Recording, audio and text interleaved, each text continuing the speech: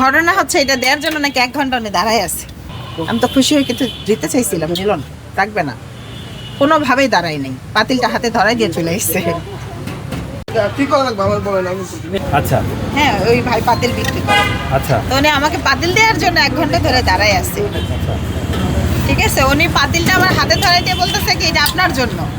তো আমি ভাবছি হয়তো আমার কাছে বিক্রি করবে। এখন আমি বলতেছি যে এটা হচ্ছে টাকা দিব না, তো বললেন টাকা নিবে না, এটা আমাকে গিফট করছে।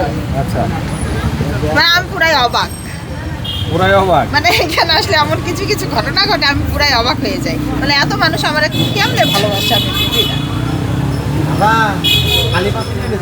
না আপনি আছে সিমি আপু, এই যে অনেকেই গিফট নিয়ে আসে, ফুল নিয়ে আসে, কাপড় চোপড় নিয়ে আসে, অনেক গিফট আছে। এই যে এই ব্যক্তি হয়তোবা এই পাতিল বিক্রি করেই হয়তো ওনার সংসারটা চলে। তো ওনার ইয়ে থেকে, ব্যবসা থেকে উনি চিন্তা করছে যে আমার এটাই দেওয়ার সামর্থ্য আছে। এই জিনিসটা আপনি কিভাবে দেখছেন? দামি গিফট না, মানে আমার দিক থেকে সেরা গিফট। কারণ একটা মানুষ যে পাতিল বিক্রি করে তার সংসার চালায়, আমার জন্য শুধুমাত্র সে একটা পাতিল নিয়ে আসছে, এটা কোনো কথা? তারপরে এত টাকার পরে একটা টাকাও নেয়নি সে আমার কাছ থেকে। তো এটা বলবো হচ্ছে, আমি বলবো এটা আসলেই এগুলো পাইতে ভাগ্য লাগে, আল্লাহ আমাকে সেই কপালটা দিছে, শুকরিয়া আল্লাহর কাছে।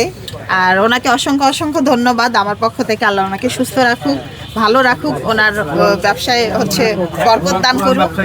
আর হচ্ছে ওনাকে বলি যে আপনার দাওয়াত থাকলে আমার দোকানে অবশ্যই আসবেন।